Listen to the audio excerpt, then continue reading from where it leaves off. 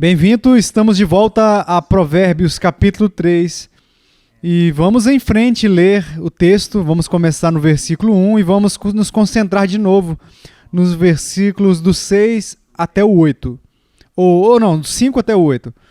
Então vamos ler. Filho meu, não te esqueças dos meus ensinos, e o teu coração guarde os meus mandamentos, porque eles aumentarão os teus dias e te acrescentarão anos de vida e paz. Não te desamparem a benignidade e a fidelidade, ata-as ao pescoço, escreve-as na tábua do teu coração, e acharás graça e boa compreensão diante de Deus e dos homens. Confia no Senhor de todo o teu coração e não te estribes no teu próprio entendimento. Reconhece-o em todos os teus caminhos e ele endireitará as tuas veredas. Não seja sábio aos teus próprios olhos, teme ao Senhor e aparta-te do mal. Será isto saúde para o teu corpo e refrigério para os teus ossos. Vamos ao Senhor em oração. Pai, muito obrigado pela verdade da sua palavra. Nós oramos ao Senhor para que o Senhor nos dê um entendimento, que o Senhor nos fortaleça para obter esse entendimento e que tudo isso seja feito para a honra e glória do seu nome.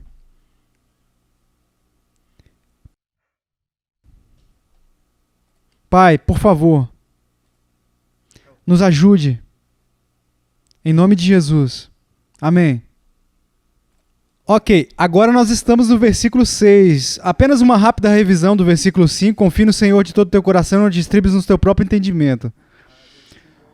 Duas paredes para encostar. A parede que é Deus ou na parede que é você mesmo ou alguém além de você. Eu acho que passamos tempo suficiente lidando com o fato de que o Senhor, na sua palavra, provou que ela é verdadeira. Uma vez, duas vezes, enfim, e de novo e de novo. Também olhando para o espelho, sabemos que não temos a sabedoria, nem a força para fazer isso através dessa vida, de uma maneira que glorifique a Deus. Nós precisamos da sabedoria de Deus e da força de Deus para nos apoiarmos nele. Apoiarmos nele no conhecimento do seu trabalho, da sua obra. Nos apoiamos na manifestação de sua graça, em oração, confiança nele. Agora, no versículo 6, diz que reconhece-o em todos os teus caminhos e ele endireitará as tuas veredas. Agora, o que significa reconhece-o em todos os teus caminhos? Bem, eu quero ler algo para vocês aqui. Eu passei um pouquinho de tempo assim, tentando pensar a respeito disso e colocar assim de um jeito que nós pudéssemos não apenas entender, mas também aplicar às nossas vidas. De todas as maneiras que você reconhecer ele, o comando para reconhecê-lo é literalmente conhecê-lo em todos os teus caminhos. Conhecê-lo. Conhecer o caráter, conhecer a vontade dele nos assuntos em questão, obedecer ele, buscar a vontade dele, buscar a ajuda dele e realizar tudo em questão para ele. Todas as coisas. Você é confrontado em tudo na vida para Deus. Jovem, você tem que estudar a palavra de Deus para saber quem é Deus. Jovem, estude para conhecer a vontade de Deus nas Escrituras, para saber o que Deus deseja. Jovem, ore e tenha um relacionamento íntimo com Deus. Consulte a Deus em cada assunto e ore pela graça e pela força para realizar, para ter sabedoria, para que Ele conceda isso no seu poder. Agora, eu quero dizer algo aqui, eu acho que é muito importante falar com os meus filhos sobre isso. Há um pouco de ateísmo em todos nós, mesmo em crentes. O que eu quero dizer com isso? Eu sempre digo que nós passamos por nossos dias, às vezes, como ateus práticos. Tomamos decisões sem consultar a Deus. Pegamos coisas novas sem confiar no poder de Deus. Vivemos de um jeito que sugere que Deus nem existe. Agora basta parar por um momento e pensar sobre isso. Pensar ontem ou anteontem a nossa prática de vida. Quanto tempo durante o dia você está fazendo as coisas conscientemente, honrando a Deus, pensando em Deus, aplicando a palavra de Deus e pedindo ele o seu poder para realizar a sua obra. Olha, nos anos 70 e 80 houve uma conversa assim de ter um tempo a sós com Deus, você tem que ter o seu tempo a sós com Deus. Certamente não tem nada de errado com o fato de ter um horário definido para se encontrar com o Senhor. Mas de certa forma a prática surgiu e eu conheci, eu tenho minha meia hora com Deus. É quase tipo assim, ó, eu dei de dizer dessa maneira, mas você tirou Deus do armário, encontrou com ele, e depois de meia hora você coloca ele de volta no armário, então você vive o resto do dia como se ele não tivesse parte na sua vida.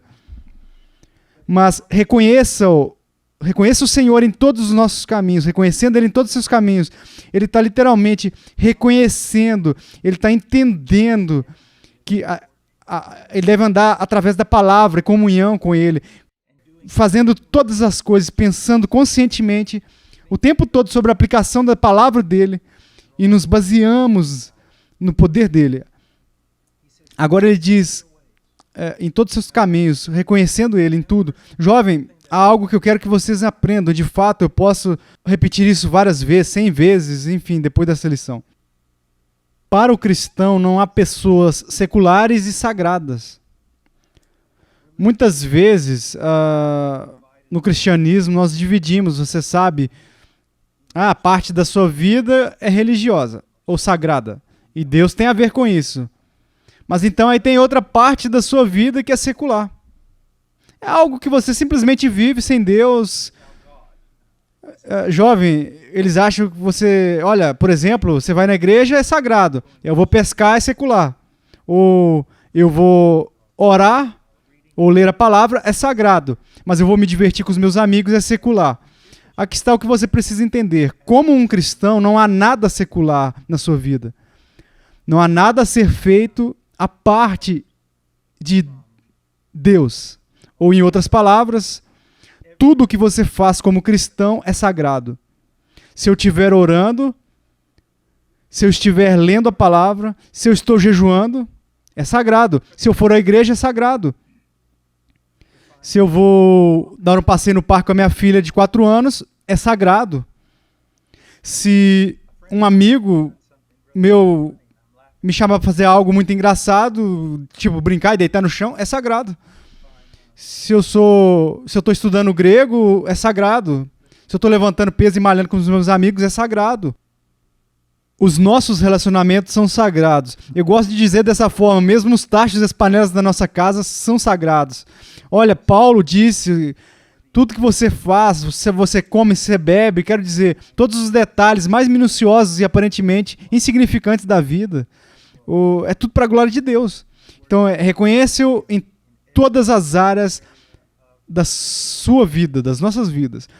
Eu disse aqui que não há nenhuma área da sua vida com a qual ele não se preocupa. Não é incrível? Não há nenhuma área na sua vida que Deus não se preocupe. Agora, eu não quero banalizar o nosso relacionamento com Deus. Não quero dizer algo aqui que isso é superficial e engraçado. Mas olha, mesmo quando a minha filha queria... Meu filho de 13 anos queria um cachorro no ano passado. Nós conversamos sobre isso, eu disse a ele, a ela, para orar. Eu disse para eles orarem, pedir a Deus, olha, para dar a ela ou ele o tipo de cachorro que ele quer lá e todo o resto. E de novo, eu não quero banalizar o que é santo, mas o que eu quero que vocês vejam é que Deus está envolvido em absolutamente todas as coisas. E Ele está preocupado com todos os detalhes da nossa vida e não apenas do nosso culto. Olha, eu quero ser um servo de Deus, eu quero trabalhar muito. Eu sou um servo. Não perdido, mas em grego, um escravo. Eu sou mais do que isso. Você também. Você é. Olha, como a minha pequena filha e eu, nós queríamos... Estavam sentindo choque no pé por atravessar o riacho ontem. O riacho que ela gosta de brincar nele.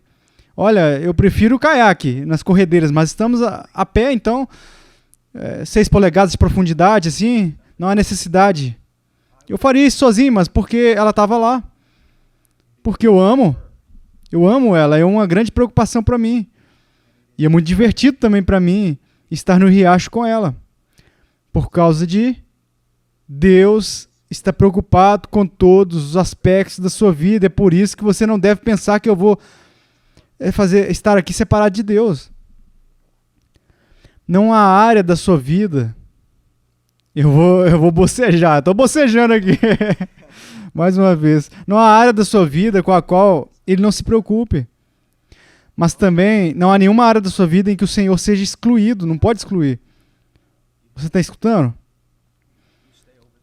Deus tem que ficar lá. Eu vou fazer isso. Eu vou falar o tempo todo. Você deve ter sim um tempo a sós com o Senhor, mas não pense que está tudo ok. Eu fiz os meus 30 minutos, agora eu vou embora, eu vou viver. Olha, a razão pela qual você tem um tempo tranquilo é para que você possa fortalecer essa comunhão que deve ser duradoura durante todo o dia. Você entende?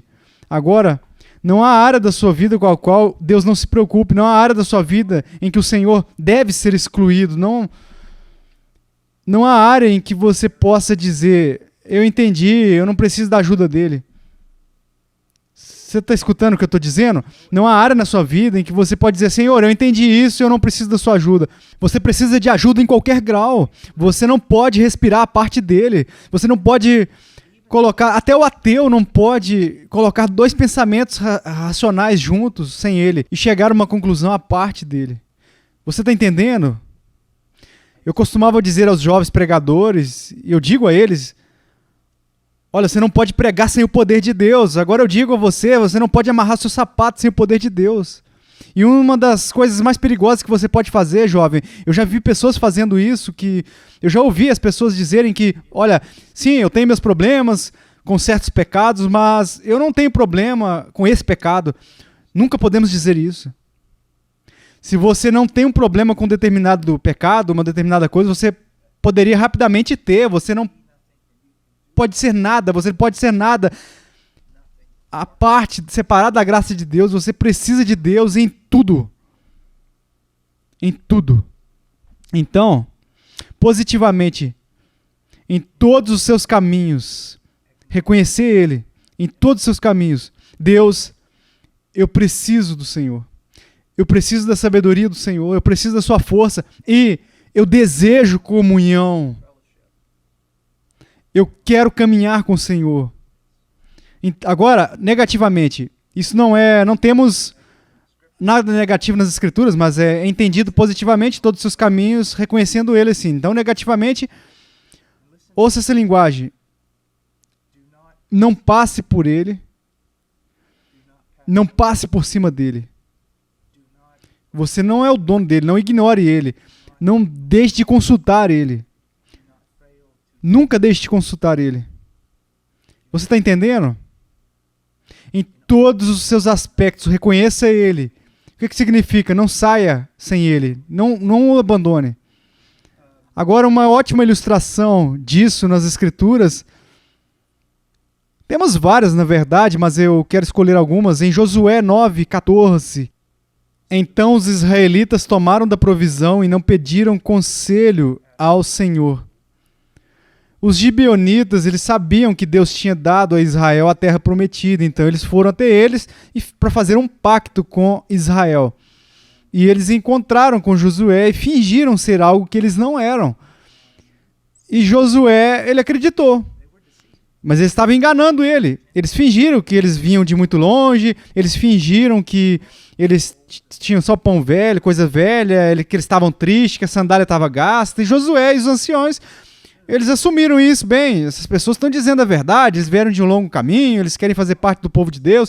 E diz especificamente que os homens de Israel tomaram algumas das provisões e não pediram o conselho do Senhor. E o que aconteceu? Foi que eles rapidamente, muito rapidamente, eles foram enganados. Agora, Josué foi chamado a combater em grandes batalhas em nome do Senhor, nas quais ele teve que consultar ele. E ele pensou que isso era apenas uma questão, eu de fato não preciso da sabedoria do Senhor, eu posso resolver isso aqui sozinho. Não, isso não é verdade. Isso não é verdade. Pequenas coisas, eu descobri também na minha própria vida que os pequenos assuntos podem ser transformados em assuntos muito grandes quando você não consulta o Senhor. Em Isaías 8, 19 e 20, vá em frente, vá para Isaías 8. Versículo 19 e 20. Esse é um texto muito importante, muitas vezes esquecido por muitas pessoas quando estão lendo a Bíblia. Quando vos disserem, consultai os necromantes e os adivinhos que chiureiam e murmuram, acaso não consultará o povo ao seu Deus, a favor dos vivos se consultarão os mortos? A lei é o testemunho. Se eles não falarem dessa maneira, jamais verão a alva. Olha, muitas vezes, não apenas cristãos, mas os pregadores, e ao longo da história, é quando o caso de consultar os incrédulos em relação a assuntos pessoais e espirituais e não consultar a Deus. Uma das coisas que você tem que ver é que toda ciência, toda psicologia foi de fato inventada como uma disciplina contrária ao cristianismo nas Escrituras. E nós vemos hoje na igreja, vemos na vida das pessoas, pessoalmente, vemos em todos os lugares que filosofias que foram criadas por homens, muitas dessas filosofias que foram de fato criadas como inimizade ou antagonismo ao cristianismo, estão sendo trazidos para a igreja e as pessoas estão consultando essas coisas em vez de consultar a palavra de Deus. Agora, é claro, nós não estamos falando de ciências médicas e coisas diferentes desse tipo, assim, que são verdadeiras, ciências verdadeiras e bênçãos que Deus nos deu através dessas coisas. É claro, isso nós vamos consultar, mas há coisas mundanas, ideias antibíblicas e opiniões e disposições sendo trazidas para a igreja e não consultamos Deus. E em vez de consultar a palavra dele, nós vamos ver pastores que passam a maior parte do tempo ensinando psicologia e não estão ensinando a palavra de Deus. Ou pegamos alguma teoria de marketing ou algo assim, e eles trazem isso para a igreja a fim de tentar fazer com que a igreja cresça. Ou eles trazem algum princípio da sociologia a fim de reestruturar a igreja. Todas essas coisas estão erradas. Ouça o que ele diz: quando vos disserem, consultai os necromantes e os adivinhos que chiureiam e murmuram. Eles não deixam uma palavra clara, eles não têm uma palavra imutável, suas teorias estão sempre mudando. Ou eles não têm uma palavra imutável, estão apenas sempre mudando. Acaso não consultará o povo seu Deus? Quando você tiver um problema com seu irmão, sua irmã, você não deve consultar a Deus? Deus, o que eu devo fazer à luz disso? Qual é a sua palavra? O que ela diz? Quando você discorda dos seus pais, Senhor, o que o Senhor diz que eu devo fazer? Quando você ficar mais velho, você for confrontado por outras coisas, você já escutou? Ouça, jovem, outra coisa. É bom ir ao seu pastor. Olha, o quanto eu já falei sobre como nós precisamos da igreja local e precisamos de presbíteros piedosos, mas antes de você ir ao pastor, receba a palavra de Deus, de modo que quando você for falar com o pastor, você pode dizer: eu acredito que eu já descobri isso aqui na palavra de Deus, que está de acordo com o cristianismo histórico, como está no aprendizado bíblico. Estude a palavra por si mesmo e consulte o Senhor em relação às coisas da sua vida e as decisões que você precisa tomar. Agora, aqui está algo muito, muito importante.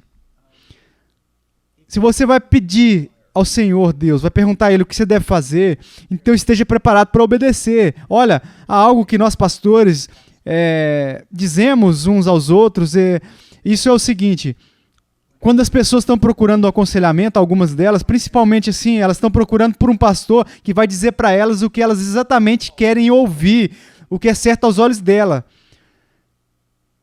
Então, assim, elas querem um pastor que se o pastor dizer algo contrário que elas querem, elas vão procurar outro pastor para falar o que elas querem ouvir. Então, tenha muito cuidado com isso. Agora, eu não estou dizendo que o pastor decide sempre o que é certo, mas o que eu estou dizendo é: se você realmente diz que quer consultar o Senhor, que consulte as Escrituras por meio de conselhos sábios. Mas quando está claro que a vontade de Deus está apontando em uma determinada direção, então não vá na outra direção. Não faça de outro jeito.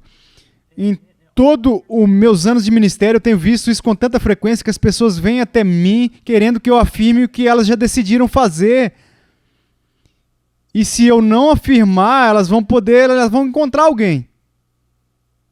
Nós devemos nos dedicar às Escrituras e estarmos dispostos a seguir o caminho que Deus estabeleceu na sua palavra. E há uma ilustração muito, muito boa. Não vamos lá, mas em Jeremias 42, restava apenas um remanescente em Jerusalém. E eles consultaram Jeremias. Eles basicamente disseram: Jeremias, descubra o que Deus quer que nós façamos. Nós vamos fazer o que Deus disser para fazer.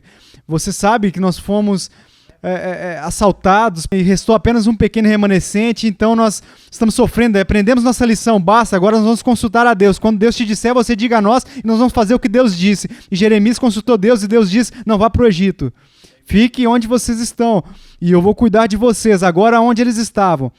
Eles tinham sido devastados pela guerra e pela fome e todo tipo de outras coisas. Eles pensaram que não tem jeito. Então eles consultaram a Deus. Deus disse: não vá para o Egito. E o que eles fizeram? Eles foram para o Egito. Então, se você consulte a Deus. E se você vai reconhecer Ele, peça a vontade dEle. Então, também esteja preparado para obedecer. Esteja preparado para obedecer. Ok, bem, vamos terminar essa lição e vamos voltar e nós vamos olhar o versículo 7 e chegaremos também ao versículo 8 e encerraremos essa parte. Deus te abençoe. Foi um grande prazer para mim estar com vocês hoje. Se cuidem.